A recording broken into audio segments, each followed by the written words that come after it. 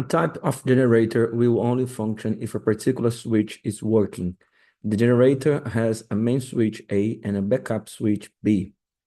The manufacturer claims the probability of switch A failing within 1 month of being fitted is 0.1, and the probability of the cheaper switch B failing within 1 month is 0.3. Whether or not a switch fails is independent of the state of the other switch. If both switches fail, the generator needs to shut down to replace the switches. Both switches are replaced after a month of use, whether they have failed or not, and whenever the generator needs to be shut down. The following tree diagram shows the probabilities of a switch failing within 1 month of them both being replaced, assuming the manufacturer's claim is correct.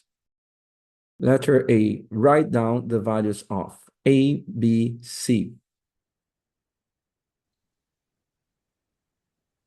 To find these values of A, B, and C, we need to go back to this statement. The manufacturer claims that the probability of switch A failing within 1 month of being fitted is 0.1. This is already here in the tree diagram, 0.1. So this means that the probability that it does not fail is 0.9. So the value of A is 0.9. To find B and C, we have to read the next statement, which is the probability of the cheaper switch B failing within 1 month is 0.3. Then we have to come here and then, okay, B is 0.3. That's the probability of failing. Then the probability of not failing is 1 minus 0.3, which is 0.7 in both cases, because it's independent of switch A failing or not. So the value of B is 0.3 and the value of C is 0.7. Letter B, hence find the probability that the generator needs to shut down within 1 month of the switches being replaced. Going back to the text, it says if both switches fail, the generator needs to shut down. So to calculate the probability required in letter B, we need to find the probability that both switches fail. And the probability that both switches fail is if switch A fails and switch B also fails. So in this case, we need to multiply these probabilities. So for letter B, we need to do 0.1 times 0.3, which is 0.03. The owner of the generator is suspicious of the switch manufacturer's claims, so they look back through the past 200 occasions when the switches were replaced. The records show whether no switches, 1 switch, or 2 switches had failed. The data the owner collected are shown in the following table. No switch fails 118, 1 switch fails 72, 2 switches fail 10. Letter C showed that the expected value of no switches failing in the generator during the last 200 occasions when the switches were replaced is 126. To answer letter C, we need to go back to the tree diagram and find the probability that none of the switches fail. This probability is 0.9, the probability that A does not fail, times 0.7, the probability that switch B does not fail. So we're going to find this probability of none of the switches failing. So 0.9 times 0.7, which is 0.63. Then we need to multiply this by 200 because there were 200 occasions, and 63% of these 200 occasions, the switches did not fail.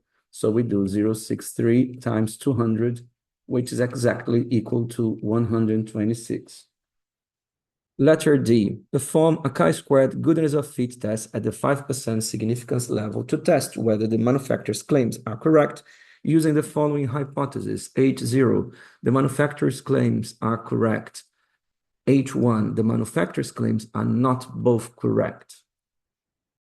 For the chi-squared goodness of fit test, we need observed and expected values. The observed values were taken from the table, and the expected, we have 126 for no switches failing. So this is the expected value for no switches failing, 126. One switch fails, two switch fails, so two switch fail. We found that the probability that both fail is 0.003. So to find this expected value, we do 0.003 times 200.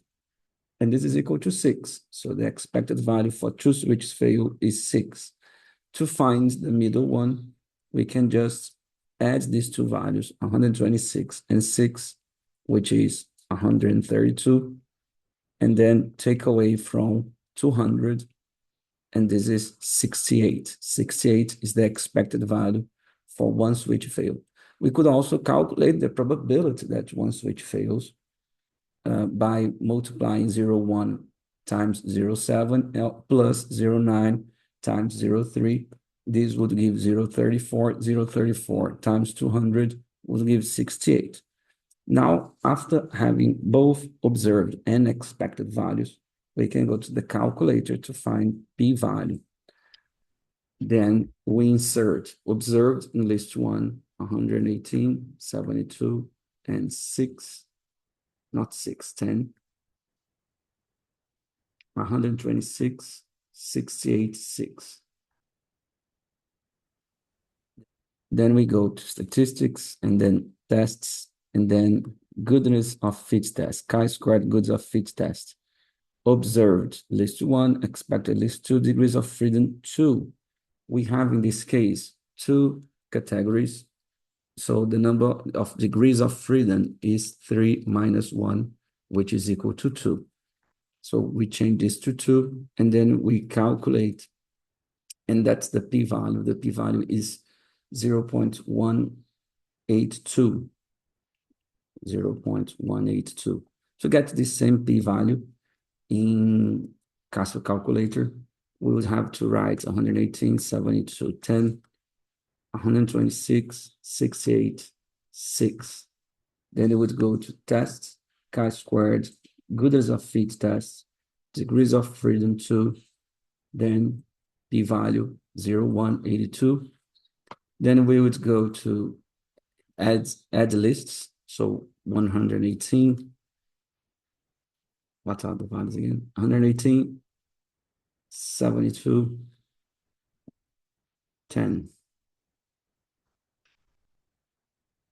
118, 72, 10, then 126, 68, 6. Then we go to menu, statistics, statistical tests, goodness of fit, and then we would say observed list A, expected B, degrees of freedom 2, results would be C. And then we get 0.182. And then to find the conclusion of the test, it's a 5% level, 5% significance level. So we compare the p-value with the significance level. Since 0.82 is greater than 0.05, then we cannot reject 80. Not enough evidence to reject 80.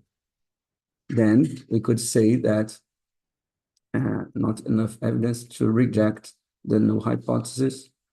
Then we could say that the manufacturer's claims are correct.